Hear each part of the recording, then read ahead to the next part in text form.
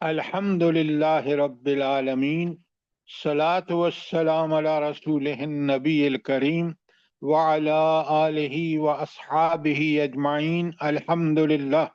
अल्हम्दुलिल्लाहिल्लज़ी हदाना लिहाज़ा व मा कुन्ना लिनहतदिय लौला अन हदानल्लाह।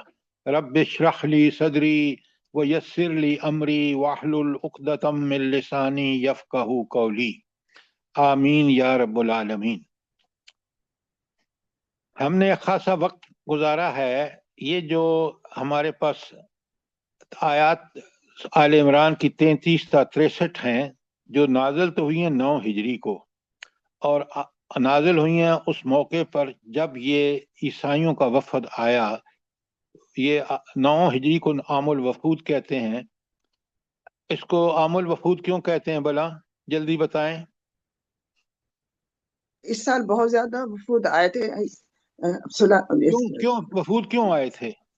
सर 8 हिजरी में मक्का फतह हुआ तो अल्लाह ताला ने सूरत नसर में जैसे अल्लाह ताला ने नाजिल फरमाया कि जो दर्जों इस्लाम में लोग दाखिल होंगे, तो इस तरह इर्द गिर्द से तमाम कबाइल इस्लाम में दाखिल होने के लिए आए। ये बात आपकी ठीक है, लेकिन उस अल्लाह ताला ने ये खास करम किया कि 8 हिजरी में जब मक्का फतह हो गया तो सारे कबाइल को ये बात समझ आ गई कि अब मदीने की रियासत इतनी मजबूत हो गई है कि वो अब या तो वहां उसके तहत आ जाएं, मुसलमान हो जाएं, या फिर मुल्क छोड़ दें। लिहाजा उन्होंने ये फैसला किया और इस तरह ये जौक दौर जौक आए और सूरह नसर नाजिल हुई कि उनको ये समझ आ गया कि अब हमारी बका और हम इस जगह पर इसी तरह रह सकते हैं कि हम कोई ना कोई मसालिहत करें मदनी हुकूमत से, नबी करीम सल्लल्लाहु अलैहि वसल्लम की हुकूमत से। क्यों कि उन्होंने फतह मक्का के बाद वो इतने ताकतवर, अल्लाह ताला ने उनको वो कुछ इनायत किया था कि कोई उनका मुकाबला नहीं कर सकता था। इस वजह से ये कबीले मदीने आए। अब बात समझ आई? जी सर, समझ आ गई। और 9 हिजरी में वो ऐलान भी हो गया था आज के मौके पे कि या तो इस्लाम कबूल कर लो या फिर ज़िम्मी बन जाओ। तो इसके कबीले नहीं, ये दोनों के अलग अलग वाकयात थे। एक मुशरिकों के लिए हुक्म था सूरह तौबा में जो आप कह रही हैं पहला, और दूसरा ईसाइयों के लिए, यहूदियों के लिए था, अहले किताब के लिए। अच्छा, अब आ जाएं। आज हमने देखना ये है कि इन वफूद में एक वफद इन ईसाइयों का भी आया था। अच्छा, अब अगला सवाल मेरा ये है कि ये बताएं कि ये 9 हिजरी में नाजिल होने वाली आयत यहाँ क्यों रखी गई सूरह आले इमरान में, जो फौरन नाजिल हुई थी उसके बाद, जंगे उहद के बाद? क्यों यहाँ क्यों रखी गई हैं? देखें ना, हमें अल्लाह ताला की इन हिकमतों का कुछ इल्म तो होना चाहिए। अल्लाह ने हमें अकल, दिमाग, सोच बूझ, समझ दी है।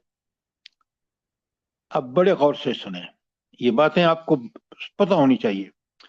ये इस यहाँ लाने की वजह यह है कि सूरह बकरा के अंदर पहले पूरी तरह यहूद के पे अल्लाह के उनके इनामात क्या थे, उनको दावत किस तरह दी गई और उनके जराइम क्या थे। ये 40 से लेकर 140 आयात तक अल्लाह ताला ने यहूद अहले किताब है उनके बारे में बता दिया। अब यहाँ अल्लाह ताला ने सूरह आल इमरान में नसारा के बारे में बताया कि इनकी गुमराहियां क्या थी, और सबसे बड़ी गुमराही इनकी ये थी। क्या थी सबसे बड़ी गुमराही नसारा की? हज़रत ईसा को अपना खुदा मानते थे। हाँ, अल्लाह हज़रत ईसा अलैहिस्सलातु वस्सलाम को जब उन्होंने अल्लाह का बेटा माना तो एक तो वो शिर्क फिल ज़ात हो गया। अल्लाह का ना कोई बेटा ना बेटी, क्योंकि आप रोज पढ़ते हैं सूरह इखलास में, कुल हुवल्लाहु अहद अल्लाहुस समद लम यलिद वलम यूलद, ना उसने किसी को जन्म दिया ना उसने किसी से जन्म लिया। हिस्सेदारी का सवाल ही नहीं पैदा होता। इन बदबख्तों ने हजरत ईसा की जो मौजूदाना पैदाइश थी उसकी वजह से उन्होंने कहा कि नहीं, ये तो अल्लाह का बेटा है, और हजरत मरियम को कभी तो कुछ कहा, कभी उन पर इल्जाम लगाए। अब आप अंदाजा करें कि कुरान ने किस तरह इन आयत में जो 33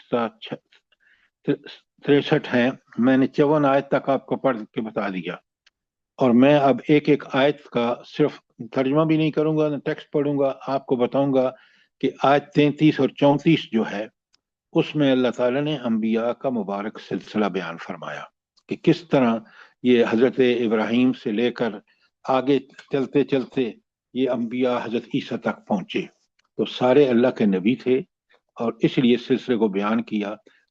حضرت عیسیٰ علیہ السلام بھی اللہ کے بندے اور اللہ کے نبی تھے، یہی انہوں نے کہا۔ تو آپ دیکھتے ہیں کہ وہ جو 70 آدمیوں کا وفد آیا تھا وہ بالکل لاجواب تھا۔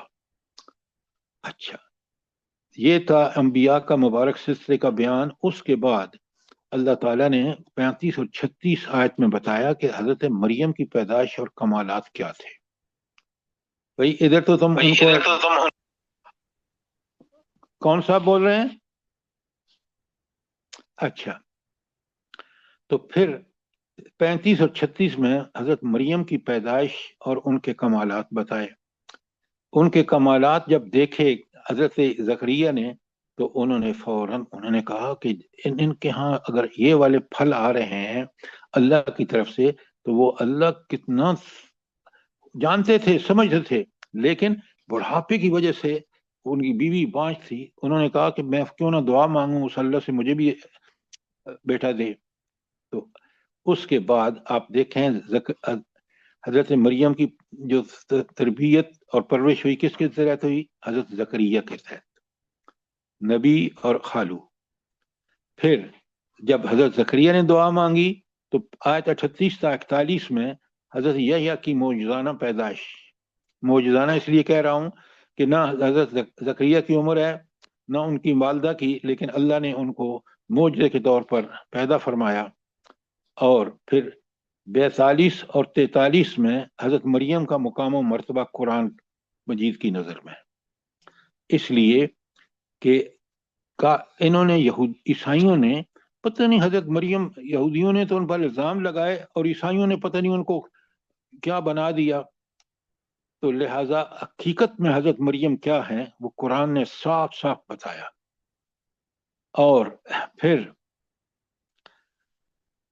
آیت 44 میں اس کو نبی کریم صلی اللہ علیہ وسلم کی نبوت کا ثبوت بھی بتایا کہ آپ یہ جو خبریں دے رہے ہیں، نہ آپ اس وقت موجود تھے نہ آپ کا وہ زمانہ تھا، تو آپ جو ساری خبریں دے رہے ہیں یہ اس بات کا ثبوت ہے کہ اللہ تعالیٰ آپ کو بذریعہ وحی بتا رہے ہیں اور آپ بیان فرما رہے ہیں۔ کوئی سوال آیت 44 تک؟ اس کے بعد اللہ تعالیٰ نے آیت 45 تا 47 میں حضرت عیسیٰ کی معجزانہ پیدائش، کہ جس طرح ایک معجزہ تاریخ کا پہلا معجزہ ہوا حضرت آدم کی پیدائش بن ماں باپ کے، اور اب اللہ تعالیٰ نے حضرت مریم کے ہاں حضرت عیسیٰ کی پیدائش بغیر باپ کے ہوئی۔ تو بھائی اگر تم ان کو سمجھتے ہو کہ یہ ان میں کوئی اللہ کے بیٹے بن گئے ہیں اور ان کے اندر کوئی الوہیت کی شان آ گئی ہے، تو اس سے زیادہ در تو حضرت آدم علیہ السلام تھے جو بن ماں باپ کے اللہ تعالیٰ نے پیدا فرمائے۔ لہٰذا ان کی پیدائش کی بھی اسی ہستی نے فرمائی ہے، ان کی جس آپ دیکھ رہے ہیں کہ اللہ تعالیٰ نے حضرت آدم کی پیدائش فرمائی تھی۔ لہٰذا حضرت عیسیٰ کی معجزانہ پیدائش اور ان کے جو معجزات ہیں، ہر معجزے پہ آپ نے کل سنا ہے، اور معجزات کا بیان ہے آیت 48 اور 49 میں، اور ہر معجزے کے بعد وہ کیا کہتے ہیں بھلا؟ بِإِذْنِ اللہ، بِإِذْنِ اللہ، بِإِذْنِ اللہ، یہ میرے اللہ کے حکم سے ہے۔ ان کا اپنا کمال نہیں تھا، اس اللہ کا کمال تھا جس نے ان کو پیدا فرمایا اور ان کو نبی بنایا۔ ان کی دعوت جو بیان ہوئی ہے آیت 50 اور 51 میں، اسی کا بیان انبیاء کی 56 میں ہے، اسی کا بیان دعوت کا مریم کی 36 میں ہے، اسی کا بیان سورہ مائدہ کی آیت 117 میں ہے، کل میں نے آپ کو لکھوائی تھی۔ تو یوں اس دعوت بعین ہی وہی دعوت ہے جس کا ذکر قرآن نے سارے انبیاء کی دعوت کا ذکر کیا ہے، سورہ اعراف، سورہ ہود اور سورہ شعراء میں۔ اس کے بعد جب ان کے علماء نے، یہودیوں نے شدید مخالفت کی، اور مخالفت کی اس حد تک گئے تو اللہ تعالیٰ نے یہ اعزاز کس کو بخشا کہ انہوں نے دعوت قبول کر لی؟ کس کو اعزاز بخشا؟ حواریوں کی سر ہماریوں کو حواری کا معنی کیا ہے؟ حواری کا معنی کیا ہے؟ کل آپ نے پوچھا نہیں ہے۔ سر حواری جس طرح نبی پاک صلی اللہ علیہ وسلم کے صحابہ اکرام ہیں، اس طرح حضرت عیسیٰ علیہ نہیں السلام نہیں نہیں نہیں، حواری کے لغوی معنی ارم ہیں دھوبی، جو کپڑوں کو صاف پاک کرتا ہے۔ اچھا اللہ سر، اللہ تعالیٰ نے ان کو توفیق دی کہ وہ اللہ کے رسول حضرت عیسیٰ پر ایمان لائے، اور اس طرح یہ ان کو، یہ ہے آیت 53 54 میں۔ یہاں تک کوئی آپ کا سوال ہو، دیکھیں ایک بات اچھی طرح سمجھیں، قرآن کے دلائل، اللہ تعالیٰ جس نے انسان کو پیدا کیا، جس نے اس کو سب کچھ صلاحیتیں دیں، دماغ دیا، سوچنے سمجھنے کے 5 سینسز دیے وغیرہ وغیرہ، وہ انہی چیزوں کی بنیاد پر ان کا ٹھیک ٹھیک مفہوم سمجھ سکتا ہے۔ کسی پی ایچ ڈی کی ڈگری کی ضرورت نہیں، کسی اس کے علاوہ جو اللہ نے دی ہیں، ہر آدمی تا قیامت اس کو سمجھے گا۔ تو ان آیات میں آپ دیکھ رہے ہیں کہ پوری طرح واضح ہو گیا کہ اللہ رب العالمین نے جس حضرت عیسیٰ علیہ السلام کو معجزانہ پیدائش ہو یا یہ سارے رب کے کام ہیں، ان کے معجزے ہوں۔ اب اگر کوئی سوال ہے آیت 54 تک تو جلدی سے پوچھیں، ورنہ میں آیت 55 سے شروع کروں۔ شاباش۔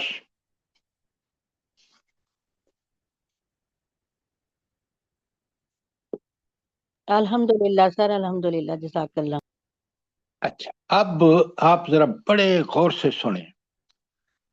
اب یہ وفد جو تھا، جس میں ان کے پادری بھی تھے اور سارے عیسائی تھے، 70 آدمیوں کا، اس کے پاس ان کو نبی کریم صلی اللہ علیہ وسلم نے یہ ساری آیتیں جب ان کے سامنے پڑھیں، سمجھائیں، وہ دل سے تو مان رہے تھے، لیکن اس عیسائیت کے عقیدے کے اوپر کمپرومائز کرنے کو تیار نہیں تھے، کیونکہ وہ انہوں نے برسہ برس سے ان کے ہاں یہ چیز ہو چکی تھی۔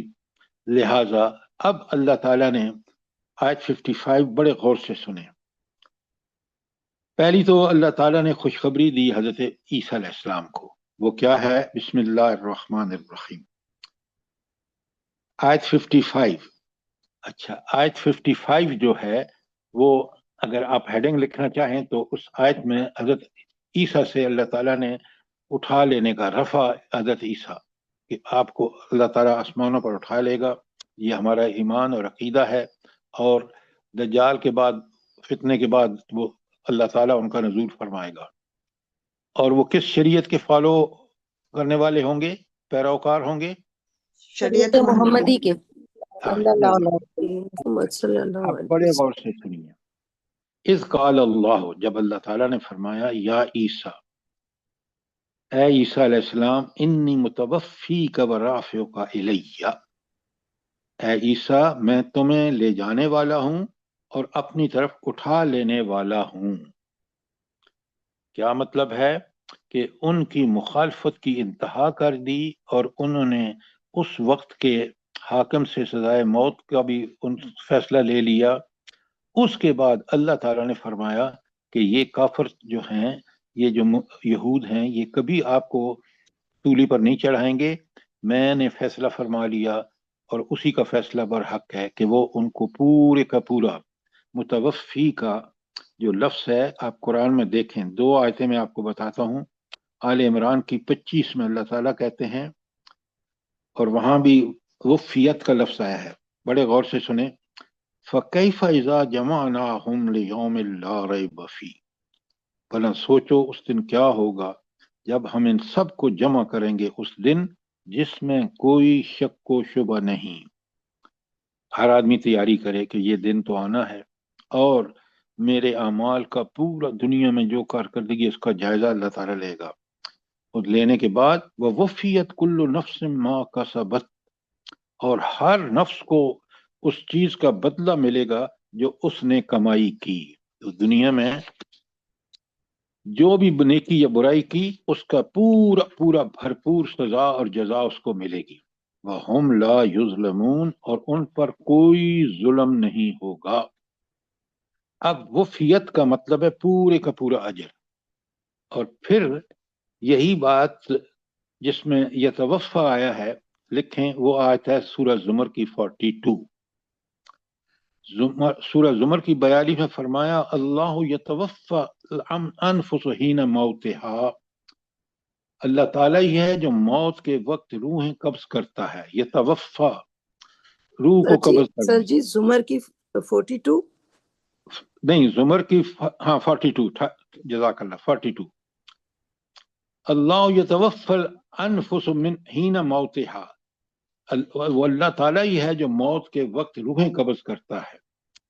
یہاں یتوفا کا لفظ آیا ہے، اور آپ کی آیت 54 میں اللہ تعالیٰ متوفی کا پورا تمہیں اپنے قبضے میں لے لے گا۔ اور یہاں اس آیت میں جو میں نے آپ کے سامنے پڑھ رہا ہوں کہ اللہ فرماتے ہیں کہ اللہ تعالیٰ ہی ہے جو موت کے وقت روحوں کو قبض کرتا ہے،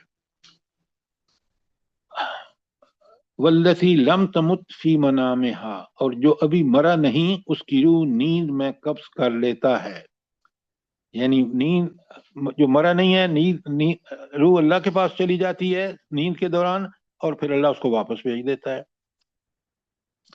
تو یہ توفا کا یہاں جو لفظ آیا ہے اس آیت میں کہ متوفی کا پورا آپ کو قبضے میں لے گا، جان روح سب کچھ۔ تو اور ورافیوں کا الیہ، اور آپ کو اپنی طرف اٹھا لے گا۔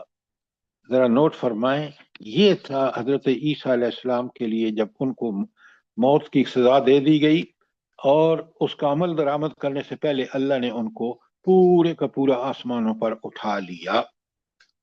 کوئی سوال آئے آپ کا؟ پھر فرمایا وَمُطَهِّرُكَ مِنَ الَّذِينَ كَفَرُوا، اور تمہیں پاک کرنے والا ہوں ان لوگوں سے جنہوں نے تمہارے ساتھ کفر کیا۔ کس نے کفر کیا تھا ان کے ساتھ؟ جلدی بتائیں۔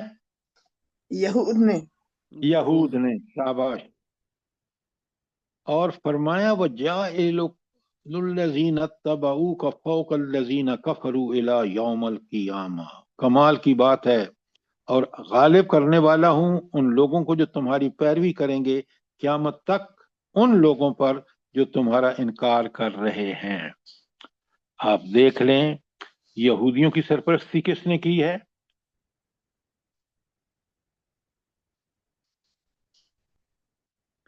اللہ کے بندو آج بھی دیکھ لیں، عیسائی ہیں جو حضرت عیسیٰ کے اپنے آپ کو پیروکار بتاتے ہیں، انہوں نے دیکھیں نا، اگر ٹرمپ نہ ہو، امریکہ نہ ہو، یورپ نہ ہو، تو نیتن ہاؤ کی کوئی حیثیت نہیں ہے۔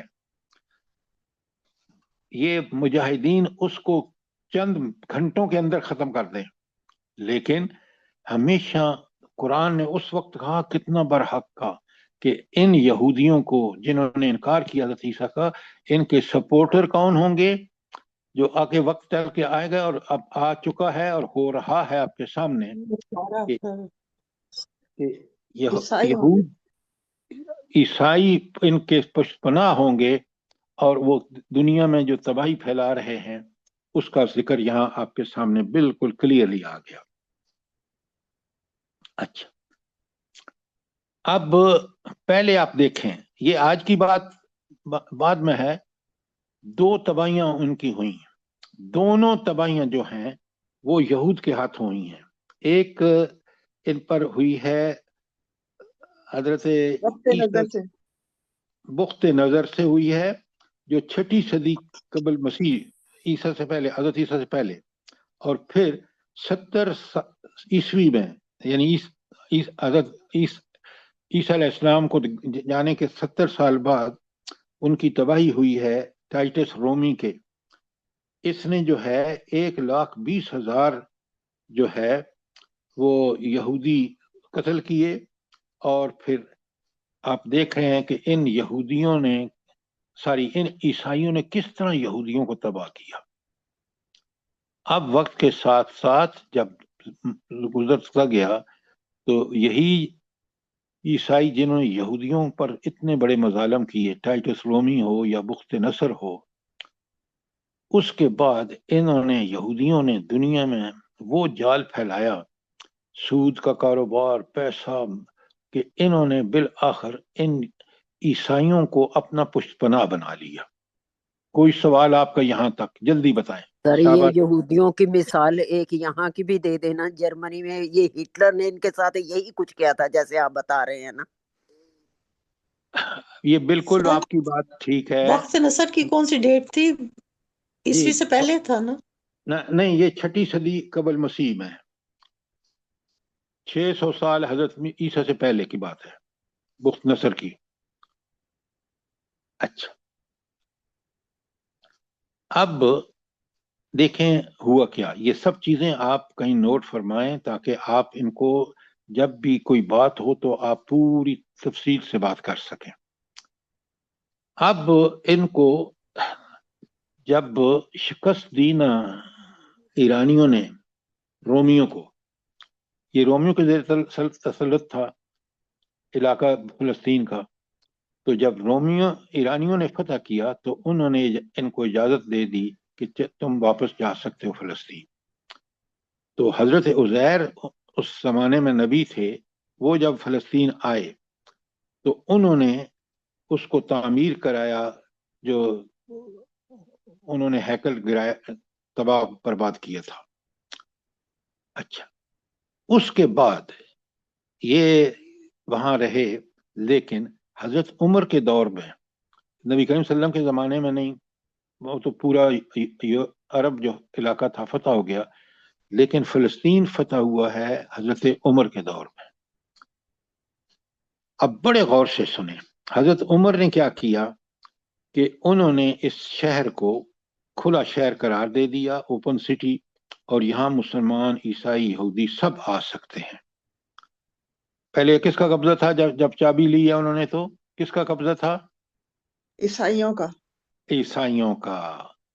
یہ سب چیزیں آج کے پوری تاریخ کو آپ اس حوالے سے سمجھیں گے فلسطین کی.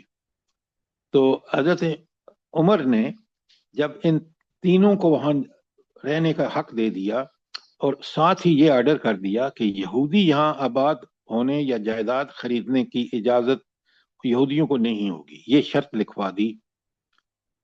اور پھر یہودیوں نے یہ بڑی کوشش کی کہ خلافت عثمانیہ جو حضرت عمر کے بعد آئی، اس سے کسی طرح یہ اجازت لے لیں کہ یہ یہاں جا پراپرٹی خرید سکتے ہیں. بڑی بڑی رشوتیں بھی انہوں نے ان کو دیں عثمانی خلفاء کو، لیکن کامیاب نہیں ہو سکے. لیکن پھر 1917 میں لکھیں برطانوی وزیر نے بلفور میں کہ ایک ڈکلریشن، جسے بلفور ڈکلریشن کہتے ہیں، اس میں یہ منظور کرایا کہ ان کو حق دیا کہ وہ فلسطین میں آ کر جائیداد بھی خرید سکتے ہیں. اتنے پاورفل تھے یہودی کہ انہوں نے ان پر اثر انداز ہوئے، خوب مال لوٹا دنیا میں سود کے نام پر اور دیگر جو ان کی بدماشیاں تھیں. تو انہوں نے یہ قرارداد وہاں انگلینڈ میں، برطانیہ میں منظور کرا لی، اور پھر اسی ڈکلریشن جو بلفور میں ہوا، اس کے 31 سال بعد اسرائیل کی ریاست وجود میں آ گئی. یہ ہے ریاست اسرائیل کے وجود کا پورا واقعہ اختصار کے ساتھ.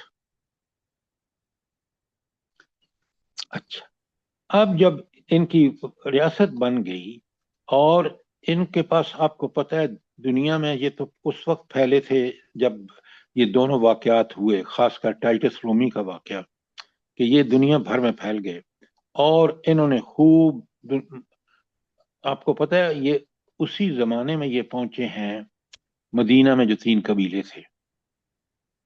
اور اگر ان کی تاریخ آپ کو میں نے پوری طرح بیان کی ہے کہ کس طرح انہوں نے وہاں مدینے کو رول کرتے تھے، سیاسی اعتبار سے بھی دونوں قبیلوں کو انہوں نے اپنا مظاہرہ بنا رکھا تھا، اور سب جو تھے یہود تینوں قبیلے بڑی پوزیشن پہ تھے. ان کے اپنے، آپ دیکھ رہے ہیں کہ بنکرز تھے، ان کی اپنی فوجیں تھیں، اور پھر کس طرح نبی کریم صلی اللہ علیہ وآلہ وسلم نے ان کو وہاں سے ڈسلاج کیا، کس طرح انہوں نے غواصتیں کی، چاہے وہ جنگ بدر ہو، جنگ احد ہو، اور پھر آخر میں انہوں نے کس طرح غزوہ خندق یا غزوہ احزاب میں سارے عربوں کو چڑھا لائے، لیکن 7 ہجری میں خیبر میں ان کو کا قلعہ کما کر دیا نبی کریم صلی اللہ علیہ وسلم نے۔ لیکن اس کے بعد آج آپ دیکھ لیں کہ یورپی حکومتیں ہوں، یا یورپی کا مطلب ہے کہ یورپ کے کسی ملک کی حکومتیں ہوں یا امریکہ کی حکومت ہو، کس طرح وہ اسرائیلی نواز ہے، کس طرح یہودیوں کے لیے کام کر رہے ہیں۔ کیوں؟ ان کے الیکشن کے لیے جمہوری فنڈز جو ہیں وہ سارے کے سارے ان دیتے ہیں تاکہ ان کے مقاصد کے لیے وہ کام کریں۔ اور آج آپ کے سامنے ٹرمپ پوری طرح ننگا ہو چکا ہے کہ وہ کس طرح ان کے ہیلپ کرنے کے لیے پوری دنیا کو اس نے اس کے خلاف چل کے، پوری دنیا کے خلاف چل کے وہ یہود کی، اور کس طرح مسلمان فلسطینیوں کا قتل بچوں عورتوں کا ہو رہا ہے، یہ آپ کے سامنے ہے۔ کوئی سوال، کوئی چیز کلیئر نہ ہوئی ہو؟ شاباش۔ یہودوں نے ہمیشہ معیشت کے ذریعے رول کیا ہے، ابھی بھی معیشت پہ قابض ہیں، اس لیے سب جگہ رول کر رہے ہیں۔ یہ بات آپ کی 100% ٹھیک ہے، لیکن ہم مسلمان اگر اسلام کو قائم کرتے، اسلامی نظام قائم کرتے، تو بالکل ان کا وہی حال کرتے جو مدینے کی ریاست، نبی کریم صلی اللہ علیہ وسلم کی ریاست اور بعد میں خلفائے راشدین نے کیا ہے۔ لیکن یہ قصور سارے کا سارا مسلمانوں کا ہے، ہمارا ہے کہ ہم نے اس قرآن کو فالو نہیں کیا جس قرآن نے ہمیں بتایا کہ ان یہود کا علاج کیا ہے۔ بالکل ٹھیک ہے سر، انہوں نے سود کے شکنجے میں جکڑا ہوا ہے پوری دنیا کو۔ اچھا، اب آپ نے آیت 55 دیکھ لی کہ میں نے آپ کے سامنے پوری بیان کر دی ہے، اور 55 میں پھر پڑھ دیتا ہوں تاکہ آپ پوری طرح اس کو سمجھ لیں کہ اللہ تعالیٰ نے عیسیٰ علیہ السلام کو جب انہوں نے سزائے موت دلوائی یہود نے، تو اللہ فرماتے ہیں اذ قال اللہ یا عیسیٰ، اللہ تعالیٰ نے فرمایا اے عیسیٰ ان متوفی کا، میں پورے کا پورا تمہیں اپنے قبضے میں لوں گا تمہیں، ورافعک الیہ، اور میں اوپر اپنے پاس اٹھا لوں گا۔ اس کے بعد فرمایا وَجَاعِلُ الَّذِينَ اتَّبَعُوكَ، اور ان لوگوں کو جنہوں نے تمہاری پیروی کی فوق الذین کفروا الی یوم القیامہ، ان لوگوں پر جو تمہارا انکار کریں گے، ان پر ان کو فوقیت دوں گا، ان کو ہمیشہ وہ اس کے اوپر رہیں گے۔ آپ دیکھ لیں یہ ساری کاروائیاں بعد میں، کس کے بعد میں؟ ٹائٹس رومی جس نے ان کو، اور پھر ہٹلر جیسے ہماری بہن کہہ رہی تھی، اس کے بعد انہوں نے کس طرح ان حکومتوں کو اپنے قبضے میں لیا، ان حکمرانوں کو کس طرح اپنی معاشی پشپرائی کر کے ان کو اپنے مفاد کے لیے استعمال کیا۔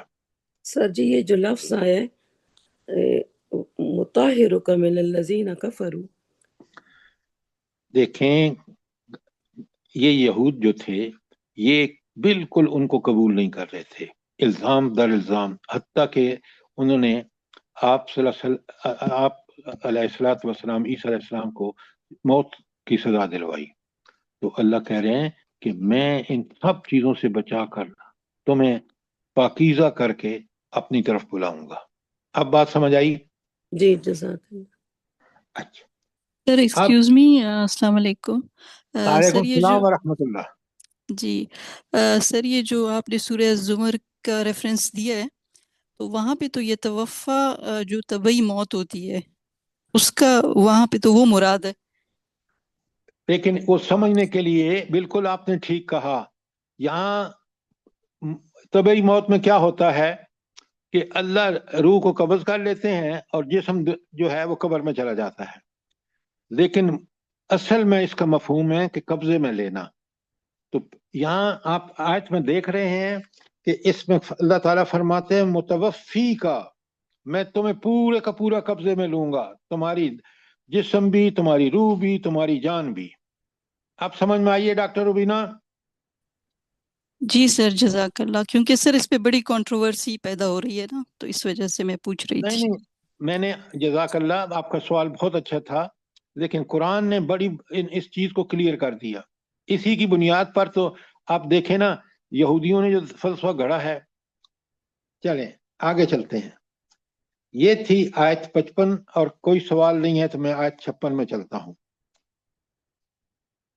देखिए ना अल्लाह ने वहां बड़ा क्लियरली कहा आखिर में, सुम्मा इलैया मर्जिउकुम, फिर मैं तुम्हें अपने पास लौटाऊंगा, फहकुम बैनकुम फीमा कुंतुम फीहि तख्तलिफून, और मैं फैसला कर दूंगा तुम्हारे माबैन इन बातों पर जिनमें तुम इख्तिलाफ करते रहे। ये क़यामत के दिन सब अल्लाह फैसला फरमा देंगे।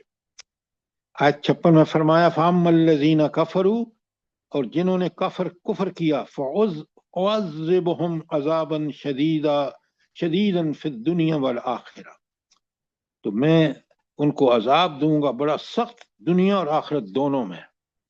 तो यहाँ धमकी है इन्हीं यहूद के लिए जिन्होंने उस वक्त और आइंदा के लिए जो भी नबी करीम सल्लल्लाहु अलैहि वसल्लम की वो करेगा। लिहाजा 56 में ये बात बड़ी क्लियरली बता दी। और उसके ये तो अंजाम होगा ना उनका जिन्होंने हजरत ईसा की मुखालफत की या हजरत मोहम्मद रसूलुल्लाह सल्लल्लाहु अलैहि वसल्लम की मुखालफत की या जिन्होंने इनकार किया रसूलों का। व अम्मल्लज़ीना आमनू व अमिलुस्सालिहात, आयत 57, और जिन लोगों ने ईमान लाकर अमल साले किया, फयुवफ़्फ़ीहिम उजूरहुम, मैं उनको पूरा पूरा बदला दूंगा। अच्छा, तो यहां भी वफ़ा युवफ़ी आया है, यानी पूरा पूरा दे देना, तो वहां मुतवफ़ी का पूरा पूरा उठा लूंगा आपको। वल्लाहु ला युहिब्बुज़ ज़ालिमीन, अल्लाह जालिमों को पसंद नहीं करता। ये आज 57 है। कोई सवाल आपका? 58 में फरमाया, ज़ालिका नतलूहु अलैका मिनल आयात। सर जी ये ये इस हम आयत में थोड़ा ये क्लियर कर दें, युहिब्बुज़ ज़ालिमीन, इसमें जालिमों से क्या मुराद है? देखें, जो ईमान और अमल साले नहीं करेगा वो क्या होगा, बताएं मुझे, क्या होगा वो? जुल्म भाई करेगा। अल्लाह ने एक निज़ाम दिया हर नबी के जरिए, ये उसी निज़ाम को लेके आए थे हजरत ईसा अलैहिस्सलाम, और फिर वही निज़ाम कामल शक्ल में मिला हजरत मोहम्मद रसूलुल्लाह सल्लल्लाहु अलैहि वसल्लम को। तो जो उस निज़ाम के मुताबिक उस पर ईमान नहीं लाएगा, अमल साले नहीं करेगा, वो जालिम होगा। अब शबाना बात समझ आई कि नहीं आई? सर अल्हम्दुलिल्लाह। जी सर अल्हम्दुलिल्लाह, अभी ये समझ। अच्छा, अब अल्लाह फरमाते हैं, देखिए ना कुरान तो ला रैब फी है, इसमें शक व शुबह की गुंजाइश ही नहीं है, बरहक है। ज़ालिका नतलुहु अलैका मिनल आयात, हम आपको पढ़कर सुना रहे हैं अल्लाह की आयात। व जिक्र हकीम, और पुरहिकमत याद दहानी, कि आप ईसा अलैहिस्सलाम के बारे में जो चीजें हम आपको बता रहे हैं वो बिल्कुल हक है। अच्छा, अब आप अगर देखें तो ये जो आयत आप मैंने पढ़ी है, ये इस बात का यकीन दहानी है कि जो बात कुरान बयान कर रहा है वो बरहक है। अच्छा, ये थी आयत 58। अगर कोई सवाल नहीं है तो 59 में सुने अल्लाह ताला किस तरह समझा रहे हैं कि भाई हजरत ईसा हरगिज उनमें कोई उलूहियत की शान नहीं है, वो अल्लाह के बेटे नहीं हैं, वो अल्लाह की एक हुक्म की वो है पैदाश है। इसलिए अल्लाह फरमाया, इन्न मसल ईसा इंदल्लाह का मसल आदम, बेशक ईसा की मिसाल अल्लाह के नजदीक आदम की सी है। मसलन आपको अच्छी तरह पता है हजरत आदम का जो वाक़या कुरान में मुख्तलिफ जगहों मैंने आपको लिखवा दिया है कि हजरत आदम ने मिट्टी से बनाया और फिर उसमें अपनी तरफ से जब रूह फेंकी तो वो इंसान बन गया।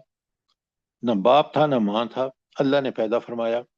बिल्कुल इसी तरह हजरत अल्लाह ताला ने ही हजरत ईसा को बिन बाप के पैदा किया हजरत मरियम के पेट से। लिहाजा खलक़हु मिन तुराबिन, किसको? हजरत आदम को मैंने मिट्टी से बनाया। सुम्मा क़ाल लहू कुन फयकून, फिर कहा हो जा, कुन हो जा, फयकून वो हो गया।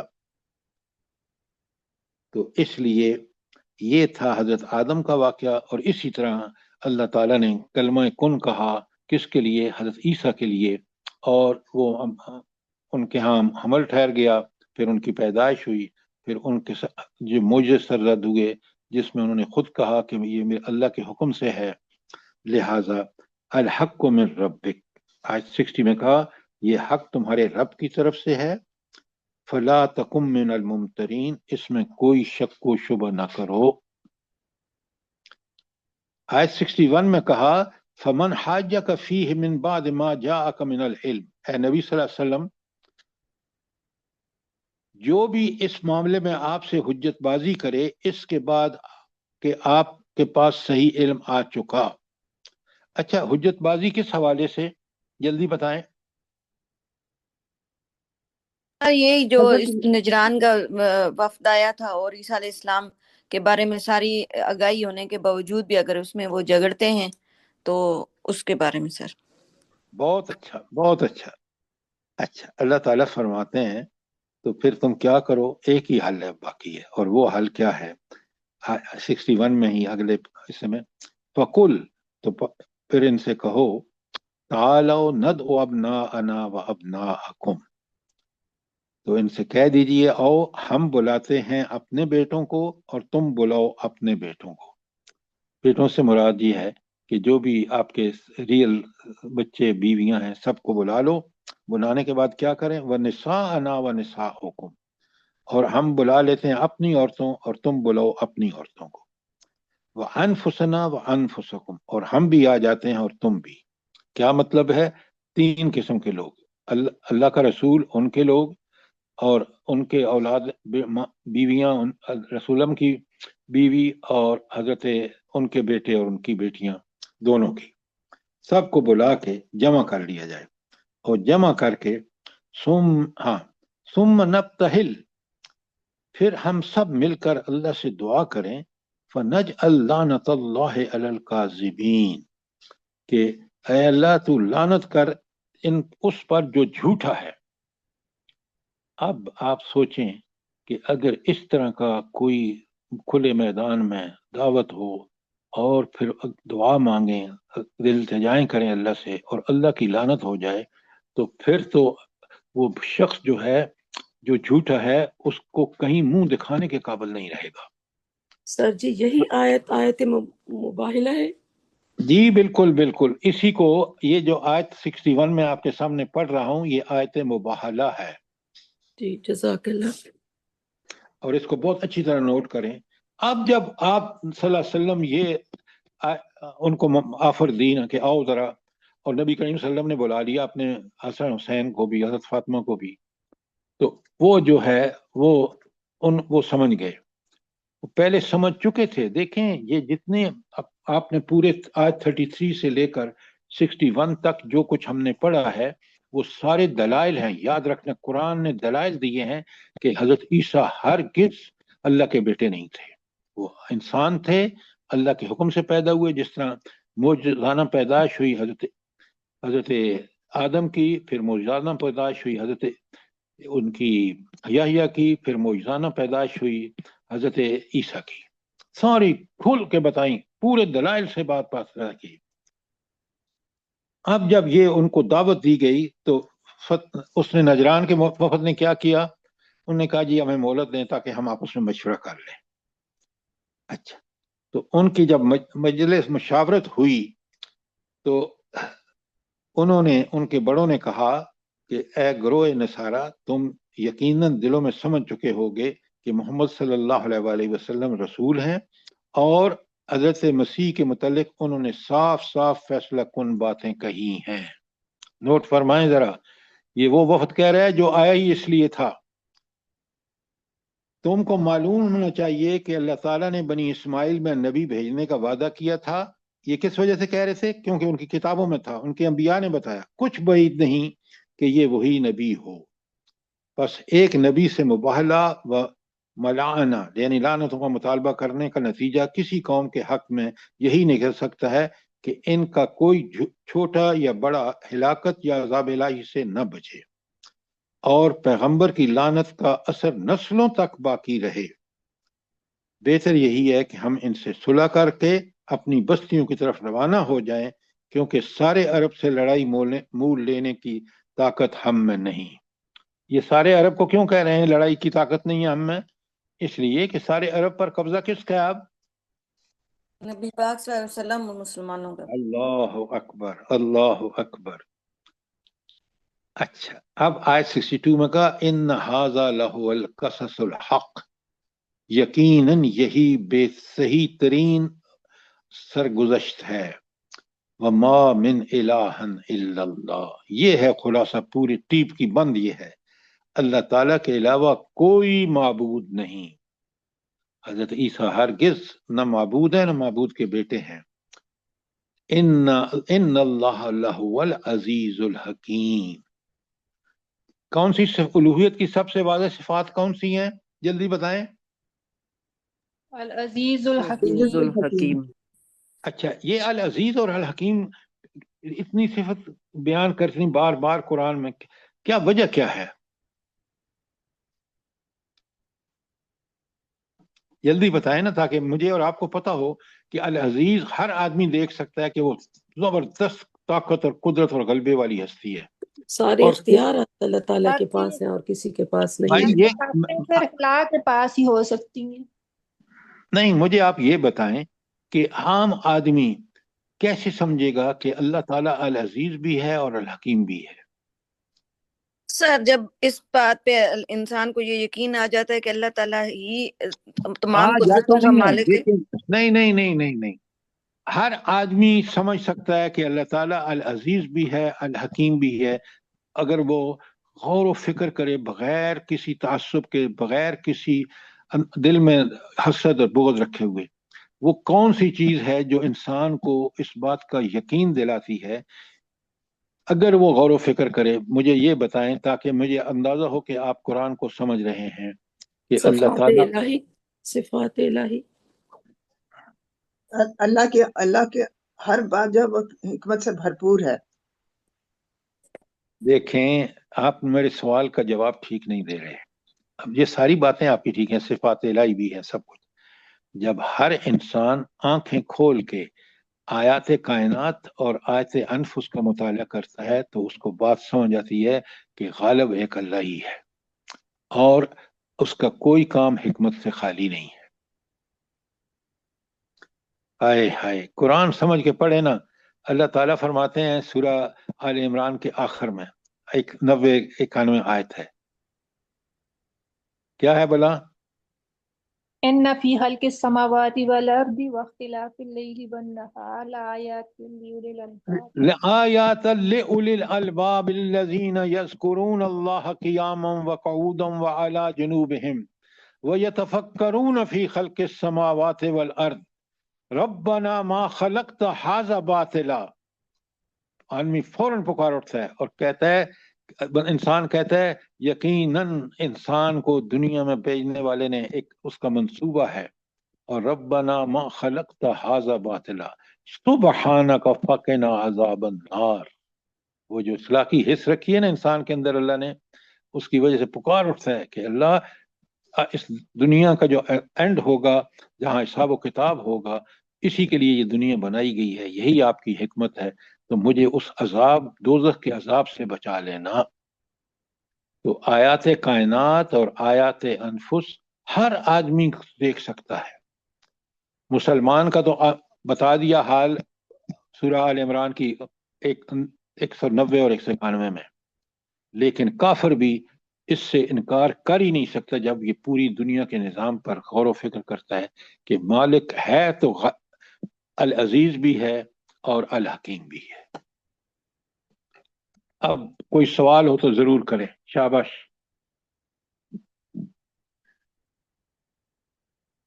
تو اللہ کہتے ہیں ان ھذا لہو القصص الحق، یقیناً یہی بات بالکل صحیح ہے۔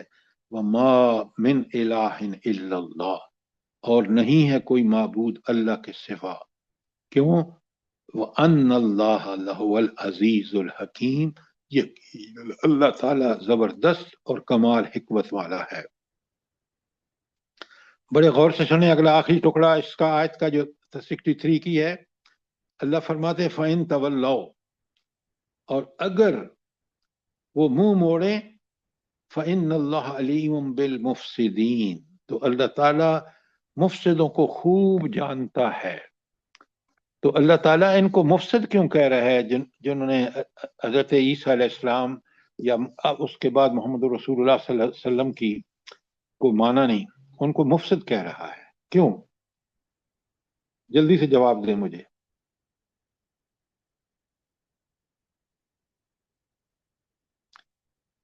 فساد پھیلا رہے ہیں نا. جی فسادی ہے نا سر. نہیں فسادی اس طرح کہنے سے نہیں، سمجھانا ہے مجھے اور آپ کو. آپ بتائیں نا، ریزن بتائیں کیونکہ اس نے پہلے حضرت عیسیٰ علیہ السلام کو اللہ کا بیٹا کہا اور حضرت عزیر کو بھی کہا، تو اس لیے سر جی جو مبادلہ میں نہ آئے ان کو کہا جا رہا ہے سر جو اللہ تعالیٰ کے احکامات کو نہیں مانتے تو وہ فساد پھیلاتے ہیں، وہی فساد مفسد ہوتے ہیں. اس لیے جب یہ آپ نے ٹھیک بات کہی، لیکن میں آپ کو بتاؤں، سنیں بڑے غور سے، آپ اصل نقطے کو سمجھیں. اللہ تعالیٰ کا یہ فرمان اس لیے ہے کہ انہوں نے شرک کیا حضرت عیسیٰ کو، اور جب شرک کے نظام میں آپ بلیو کرتے ہیں تو شرک کا نظام جو ہے وہ عدل و انصاف قائم نہیں کر سکتا. جب عدل و انصاف قائم نہیں ہوتا تو پھر فساد پھیلتا ہے. اس لیے ان کو فسادی کہا کہ شرک کے موجد ہیں، یہ شرک پر بلیو کرنے والے ہیں، لہٰذا ان سے عدل و انصاف کی توقع نہیں ہو سکتی. کیوں؟ شرک خود عدل و انصاف کے خلاف ہے، اس لیے فساد ہے. جزاک اللہ. تو آپ نے دیکھا کہ یہ آیات جو ہم نے پڑھی ہیں کس قدر عیسائیوں کے لیے، قیامت تک کے لیے اس کے بعد کا کتنا زبردست جواب ہے کہ یہ جو تم نے گھڑا ہے نظریہ کہ وہ اللہ کے بیٹے ہیں، یہ بالکل غلط ہے. وہ پوری اس کی دلائل ان آیات میں موجود ہیں، میں نے آپ کے سامنے کھولے ہیں. کوئی سوال ہو یہاں تک، ورنہ پھر ہم آگے چلیں 64 آیت سے آگے، 64 سے.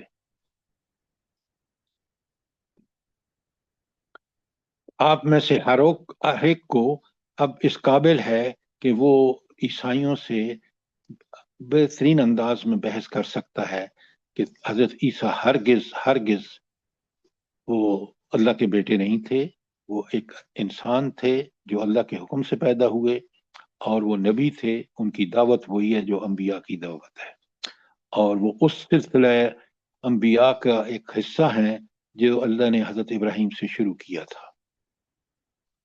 یہ اہل کتاب کے حضرت آدم کو پیدائش سے واقف ہیں کہ کس طرح ان کو پیدا کیا گیا؟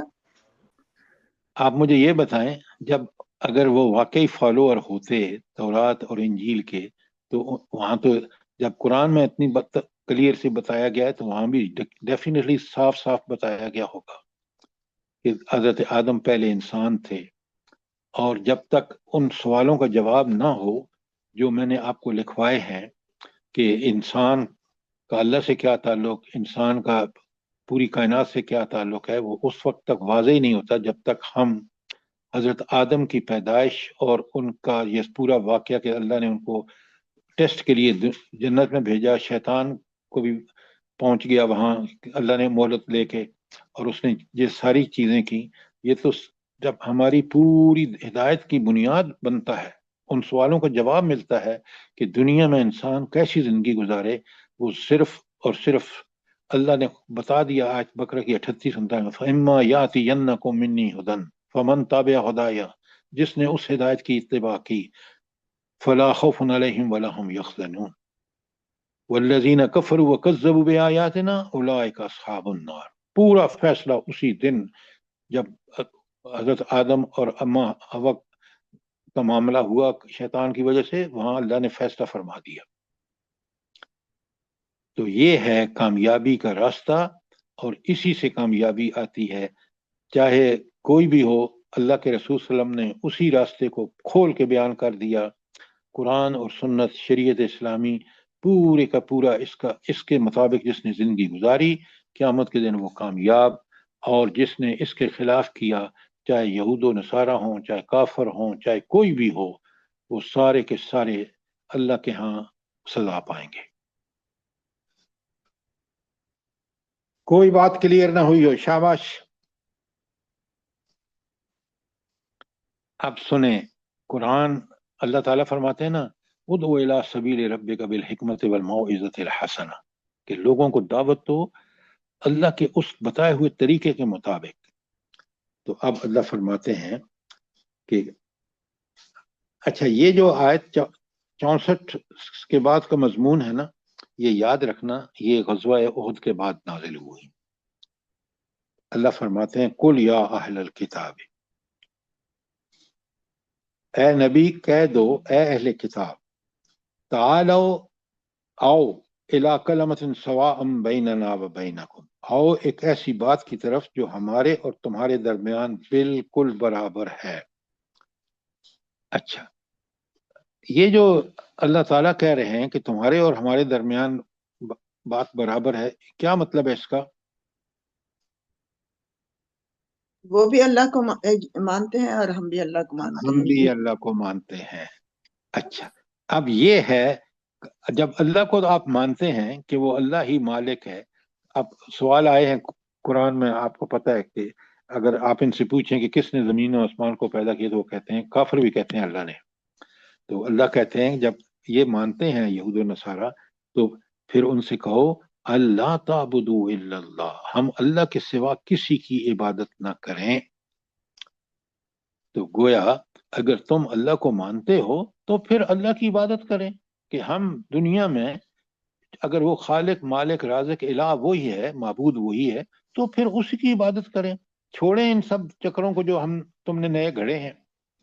آپ انبیاء کی ساری کی دعوت ہی یہی ہے کہ الہ صرف اور صرف ایک اللہ ہے۔ تو لہذا اللہ نعبد الا اللہ، کہ ہم اللہ کے سوا کسی کی عبادت نہ کریں، وَلَا نُشْرِكْ بِهِ شَيْئًا، اور اس کے ساتھ کسی کو شریک نہ ٹھہرائیں، نہ کسی نبی کو، نہ کسی مخلوق کے کسی بندے کو بھی اللہ کا ہم شریک نہ ٹھہرائیں۔ وَلَا يَتَّخِذُ بَعْضُنَا بَعْضًا أَرْبَابًا مِّن دُونِ اللَّهِ، بڑی پیاری بات ہے، اور نہ ہم میں سے کوئی ایک دوسرے کو اللہ کا کے سوا الہ ٹھہرائے، کہ الہ ایک ہی ہے۔ اس لیے یہود و نصارہ نے، دیکھیں نا یہاں ایک بڑی پیاری بات ہوئی ہے، اور پھر آپ کو میں حدیث ابھی سناتا ہوں کہ ہم میں سے کوئی ایک دوسرے کو اللہ کے سوا الہ نہ بنائے۔ اچھا، اب یہود و نصارہ جو تھے، بھئی ہم کس کو اللہ کا رب بنا رہے ہیں دوسرے کو، اللہ کو چھوڑ کر؟ تو انہوں نے، آپ کو پتہ ہے نا کہ بڑے مشہور سخی ہیں حاتم طائی، ان کے بیٹے عدلی جو تھے وہ پہلے عیسائی تھے، تو ایک دفعہ رسول اللہ صلی اللہ علیہ وسلم کی خدمت میں حاضر ہوئے اور عرض کیا کہ قرآن کہتا ہے انہوں نے اپنے احبار اور رہبان کو رب بنا لیا، یہ قرآن کہتا ہے کہ انہوں نے اپنے علماء اور صوفیوں کو رب بنا لیا، حالانکہ ہم تو انہیں رب کا درجہ نہیں دیا۔ یہ حاتم طائی جب عیسائی ہیں خود کہہ رہے ہیں، ان کے بیٹے۔ تو رسول اللہ نے فرمایا، بڑے غور سے سنیں، حدیث کا مترجمہ ترمذی کی حدیث ہے، وہ ان کی عبادت تو نہیں کرتے تھے، لیکن جب ان کے لیے کسی شے کو حلال قرار دیتے تو وہ اسے حلال مان لیتے، اور جب وہ کسی شے کو حرام قرار دیتے تو وہ اسے حرام مان لیتے۔ کون کہتے؟ ان کے علماء اور مشائخ۔ اور یہی ربوبیت ہے کہ پالنے والا اللہ ہے، اور حلال و حرام کا حق صرف اللہ کو ہے، کیونکہ وہ خالق ہے، مالک ہے، رازق ہے، حاکم ہے۔ اب جب آپ کے علماء اور مشائخ حلال و حرام کا فیصلہ کرنے پر کرتے ہیں تو گویا انہوں نے ربوبیت کو اختیار کر لیا، اور یہی وہ چیز ہے جو نبی کریم صلی اللہ علیہ وسلم حاتم کے بیٹے عدلی کو بتا رہے ہیں۔ تو چنانچہ حلت و حرمت کا اختیار صرف اللہ کو ہے، اور جو کوئی اس حق کو اختیار کرتا ہے وہ گویا رب ہونے کا دعویٰ کرتا ہے۔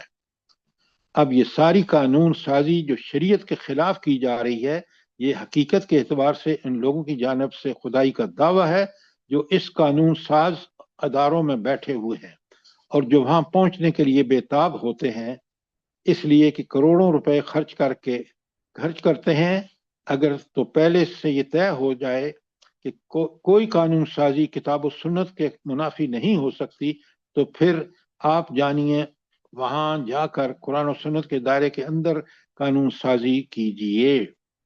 آپ دیکھ رہے ہیں کس قدر آج ہم خود پاکستان میں اس کے مرتکب ہو رہے ہیں، اس اندھا دھند قانون، نہ قرآن سے کوئی تعلق نہ حدیث سے کوئی تعلق، اور آپ معاشرے کو دیکھ رہے ہیں کس طرف جا رہا ہے۔ اللہ اکبر۔ سر جی یہ سوچیں یہودیوں، عیسائیوں اور ہم مسلمانوں کو توحید کی حقیقت پوری کی پوری بتائی جا رہی ہے۔ صرف یہی نہیں بتائی جا رہی، یہ تو بالکل آپ ٹھیک کہہ رہی ہیں، بتائی جا رہی ہے، اس کے علاوہ دیکھیں حکمرانی کا حق صحابہ نے کس طرح ادا کیا۔ آپ عمر فاروق کو دیکھیں، ابو بکر صدیق کو دیکھیں، عثمان غنی کو دیکھیں کہ ان لوگوں نے کیا کیا، حضرت علی کو دیکھیں کہ جب جو ان کو وظیفہ ملتا تھا نا، گھر میں سویٹ پکی، انہوں نے اس کو کم کرو بھائی، نوٹ کریں ذرا۔ سبحان اللہ۔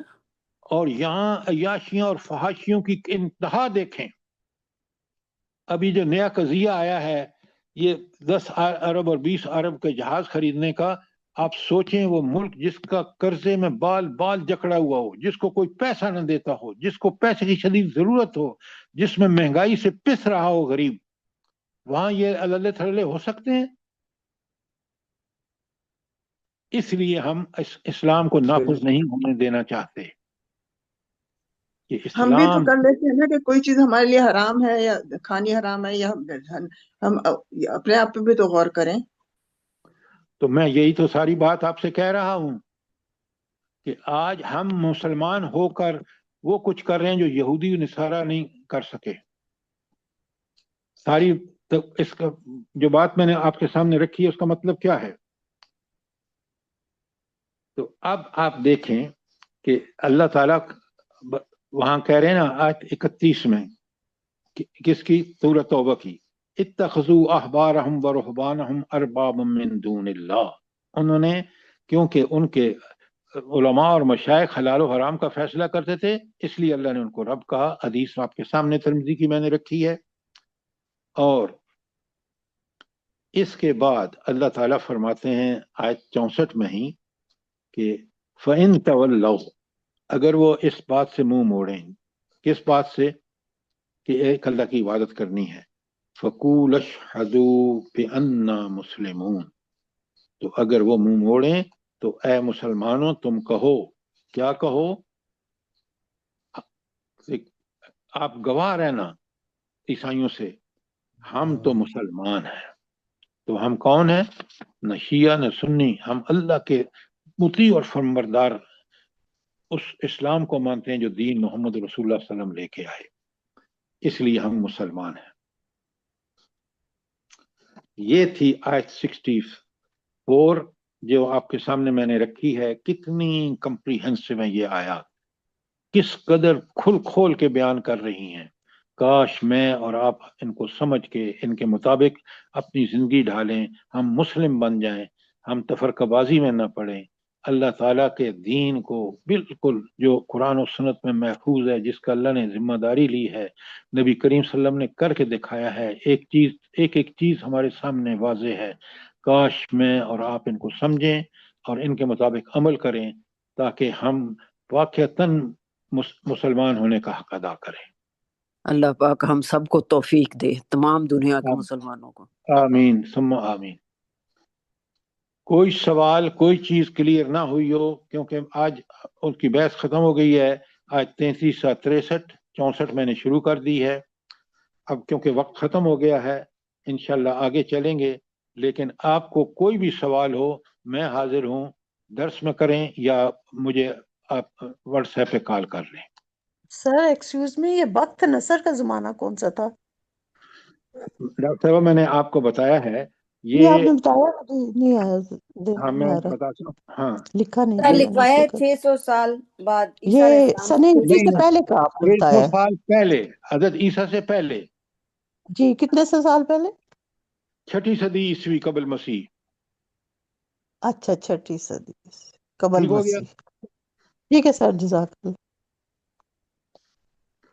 अच्छा, कोई और सवाल हो? शाबाश। सर ये अभी जो आयत नंबर 64 का हवाला दिया है सूरह तौबा की, कौन सी आयत है सर? अच्छा, हाँ, सूरह तौबा, तौबा जिसमें उनसे कहा गया कि तुम जो है अपने उलमा और मशाइख को जो है वो खुद रब मानते हो, जिसकी क्लैरिफिकेशन अदली बिन हातिम ने की। उसका वो सूरत आपने पूछा, हाँ, ये सूरत तौबा की सब कुछ आयत बताई थी आपने। 31 जी 31 आपने बताया था। जज़ाकल्लाह सर। पढ़ के बताता हूँ। इत्तखज़ू अहबारहुम व रुहबानहुम अरबाबम मिन दूनिल्लाह। जज़ाकल्लाह सर। व इय्याकुम रब्बना तकब्बल मिन्ना इन्नका अंतस समीउल अलीम व तुब अलैना इन्नका अंतत तव्वाबुर रहीम। जज़ाकल्लाह। आमीन सुम्मा आमीन। अल्लाह पाक सबको इसी तरह सर जी समझने मेरी की तबीयत तौफीक दे खराब है, मेरे और लिए दुआ अमल की कर दे, अल्लाह तौफीक मुझे दे। शिफा अता फरमाए। आमीन। सबको सेहत तंदुरुस्ती वाली जिंदगी दे। आपके लिए भी बेहद दुआएं हैं हम लोगों की। अल्लाह पाक हम लोगों को इस मुबारक महीने की बरकतों से नवाजे, और जो भी हम लोगों से गलतियां कुताई होती हैं उसको माफ कर दे परवरदिगार। और जो बीमार हैं उनके अपनी रहमतों से सेहत तंदुरुस्ती वाली जिंदगी दे, और जो इस दुनिया से चले गए रुखसत हो गए हैं उनकी आगे की मंजिलें आसान करे परवरदिगार। हम सब पे, तमाम दुनिया के मुसलमानों पे रहम करे और करम करे, और हम लोगों को बस दीन से जोड़ी रखे, और हम लोगों की औलादों को भी, तमाम दुनिया के मुसलमानों को इसी आमीन। तरह इस दीन से फायदा उठाने की हिम्मत तौफीक दे और उस पे अमल की तौफीक दे। अल्लाह पाक आमीन। हम लोगों का बैठना कबूल कर ले, हम लोगों की तौबा को कबूल फरमा ले, हम लोगों के जो सजदे हैं, जो बातें हैं, उनको कबूल फरमा ले परवरदिगार। आमीन सुम्मा आमीन। जी जज़ाकल्लाह खैर।